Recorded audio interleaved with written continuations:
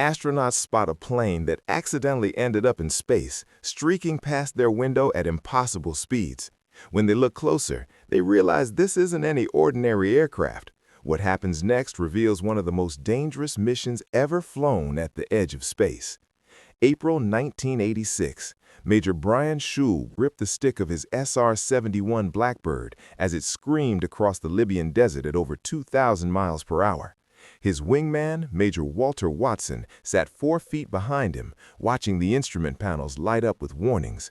They were flying a bomb damage assessment mission after American F-111s just struck terrorist camps across Libya. The target, Muammar Gaddafi's military installations. But there was a problem, and Walt's voice crackled through the intercom. "I'm getting missile launch signals." The words hung in the cockpit for a second. Below them, somewhere in that endless stretch of sand, Libyan SAM sites had locked on to their position. Surface-to-air missiles capable of Mach 5 were about to turn them into a fireball at 80,000 feet. Most pilots would turn. Most pilots would run. Brian Shul was not most pilots. He pushed the throttles forward. This moment, this decision to accelerate into danger rather than run away from it, represented everything the SR-71 Blackbird was designed to do.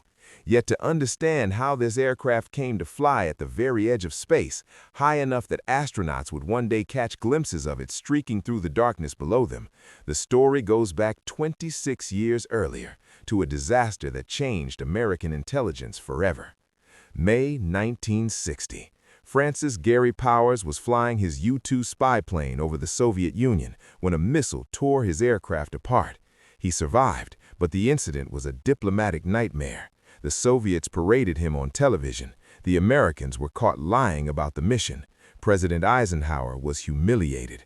The message was clear. The U-2 was too slow and flew too low. America needed something better. So, in a secret facility in Burbank, California, a man named Kelly Johnson got a phone call. The CIA had a question.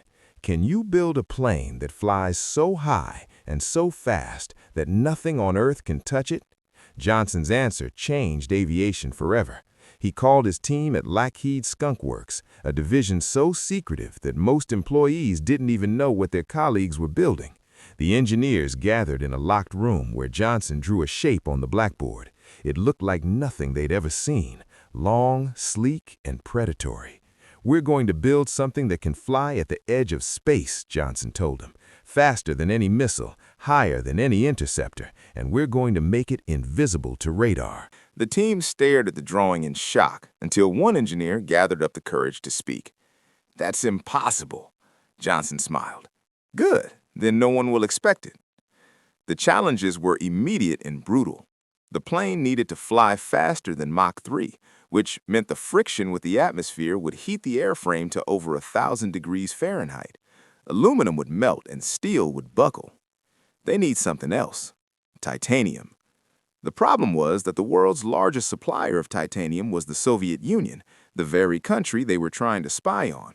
So the CIA set up bogus companies and purchased Soviet titanium through third parties.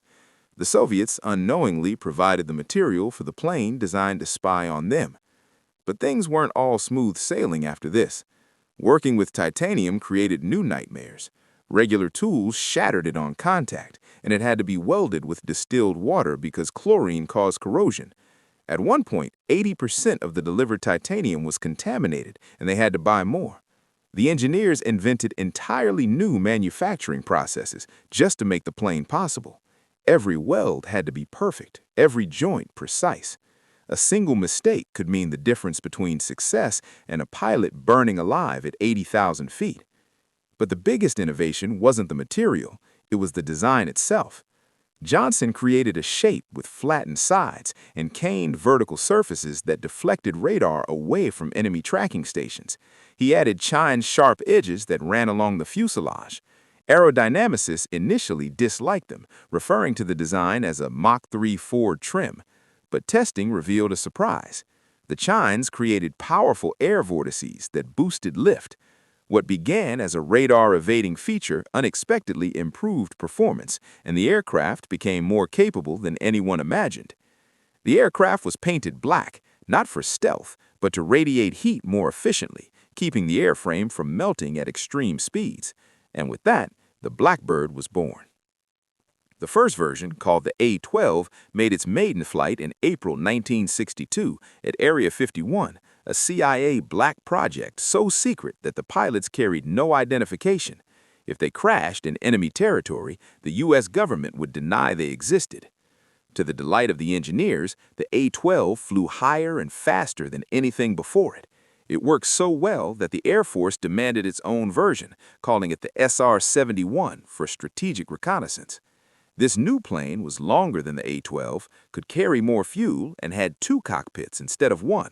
A pilot and a reconnaissance systems officer worked together as a crew, with the pilot flying the aircraft and the RSO operating the cameras, the radar systems, and the electronic countermeasures. They trained together for a year before their first operational mission, building up trust crucial for survival. Flying the SR-71 wasn't like flying anything else. The pilots wore pressure suits identical to those of astronauts to protect them in case the cockpit depressurized at altitude where the air is so thin that blood would boil without protection. The engines themselves were a marvel of engineering. The Pratt & Whitney J-58s behaved like conventional turbojets during takeoff and at subsonic speeds. It wasn't just an engine, it was an integrated propulsion system where every component mattered equally. Standard evasive action for most planes involved turning, diving, and deploying countermeasures, but the SR-71's evasive action was simpler. Accelerate, just go faster. By the time enemy radar locked on, by the time the missile launched, the Blackbird was already gone. Between 1966 and 1990, the SR-71 flew thousands of missions. North Vietnam fired at it. North Korea fired at it. Soviet submarines tracked it across the Arctic. Libya, Cuba, Nicaragua, Iran, the Middle East, South Africa, and the Falkland Islands. The Blackbird went everywhere, saw everything. Every time missiles were fired, the plane simply outran whatever came its way. Not a single SR-71 was ever shot down by enemy fire in their entire service history. Nearly 4,000 missiles were launched at SR-70s over the years. Not one hits its target. Which brings us back to April 1986, back to Brian Shul and Walt Watson streaking across Libya with missiles climbing toward them. "Push it up," Walt shouted. Brian's left hand moved instinctively. Both throttles slammed against their stops, full afterburner. The J-58 engines, each producing the power of 40 locomotives, screamed louder. The Mach indicator started climbing, 3.24, 3.31, 3.45. They were approaching a turn in their flight path. If they could hit that turn at this speed, the missiles wouldn't be able to intercept it. The computers guiding those SAMs were calculating where the Blackbird would be, but at these speeds, every fraction of a Mach number changed everything. Brian's eyes were glued to the temperature gauges. He knew the jet wouldn't willingly go to speeds that could kill. The turbine inlet temperatures were climbing, but they were not at redline yet. The cooler air at altitude was helping. For 2 days leading up to this mission, they dealt with inlet problems, vibrations, buzzing, the kind of mechanical complaints that made pilots nervous. But now, over hostile territory, with missiles in the air, the inlet door closed flush.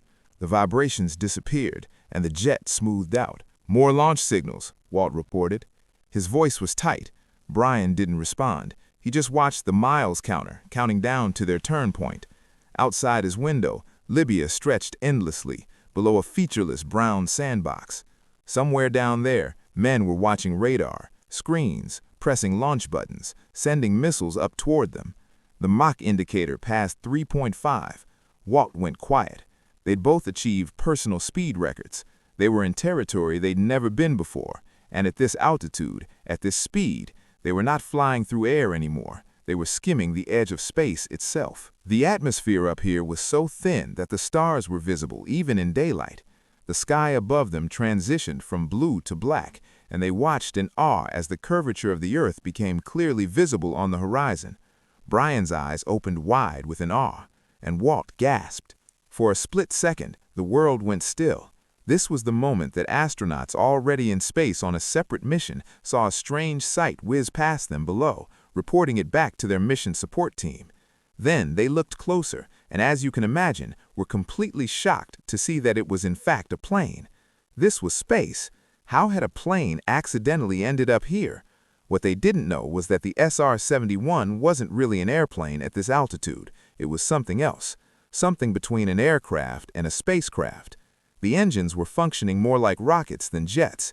They were in a realm where only spacecraft normally operate. The difference is that Brian and Walt would have to come back down and land on a runway. Then, just like that, Brian and Walt snapped back to reality. They hit the turn. Brian felt his body press into the seat as the nose swung away from Libya. The G-forces pushed through his pressure suit. Behind them, missiles were following their ballistic arcs, burning through the last of their fuel, trying desperately to catch up. They couldn't, and the Blackbird pulled away. They screamed past Tripoli, leaving a parting sonic boom that rattled windows across the city. In seconds, the Mediterranean spread out below them, blue water replacing brown sand. Walt's voice came through, calmer now. Def panel is quiet. Brian glanced down, his left hand still full forward, both throttles against the stops. The Mach indicator showed numbers that seemed impossible, numbers that shouldn't exist. 3.5 plus. Time to slow down. Brian pulled the throttles back to their minimum afterburner. The jet didn't respond. She was still accelerating. For a few heartbeats, the old girl just sat out there at high Mach. Then, slowly, like she was disappointed the fun was over, she began to decelerate. They were supposed to hit a tanker over Gibraltar for refueling, but they pass over it, going 400 knots too fast. The tanker crew reported seeing them flash by overhead like a meteor. Brian eventually pulled the throttles to idle just south of Sicily, but the Blackbird's momentum carried them far past their planned refueling point. The plane was flying at an incredible speed of a mile every 1.6 seconds. It took time to slow down from that kind of speed. Back at RAF Mildenhall, the ground crew swarmed the jet, checking for damage, looking for anything that might have been stressed beyond limits.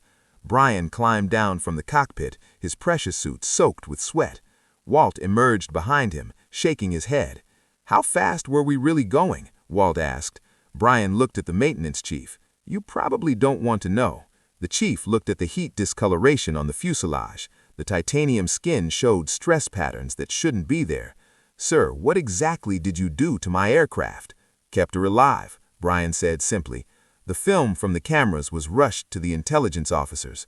The bomb damage assessment photos turned out to be perfect, rock steady, despite the extreme speeds. Every target was clearly documented, making the mission a complete success. But there was something else in the photos, something the intelligence analysts didn't expect. When they examined the high-altitude shots, they saw what looked like cloud formations at impossible altitudes. Then they realized what they were looking at. The contrails from the missiles that chased the SR-71, frozen in the photos and falling away far below the Blackbird's flight path. The plane that the astronauts spotted, which accidentally ended up in space, wasn't an accident at all. It was all down to engineering, thanks to titanium determination and two men willing to bet their lives on a machine that could outrun physics itself. It was Kelly Johnson's vision brought to life by hundreds of engineers who invented new ways to build aircraft. It was test pilots who pushed boundaries they couldn't see. The SR-71 served 6 presidents and protected America for a quarter century. It flew over every hotspot on the planet. It kept watch over Soviet nuclear submarines and mobile missile sites. It tracked troop movements and military installations, and every time someone tried to shoot it down, it simply accelerated and left them behind. The plane retired in 1999, replaced by satellites and drones that could provide instant intelligence without risking pilots. But no crewed aircraft has ever matched what the Blackbird could do.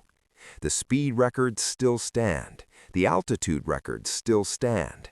And somewhere in the stories pilots tell, there's Brian Shul and Walt Watson pushing past Mach 3.5 over Libya, racing missiles at the edge of space. What the astronauts had seen was the SR-71 Blackbird pushing beyond every limit it was designed for. Brian Shul and Walt Watson returned home safely that day, having flown faster than any SR-71 crew before them. What do you think made the SR-71 so effective?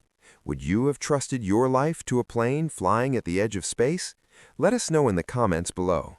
Thanks for watching, and see you next time.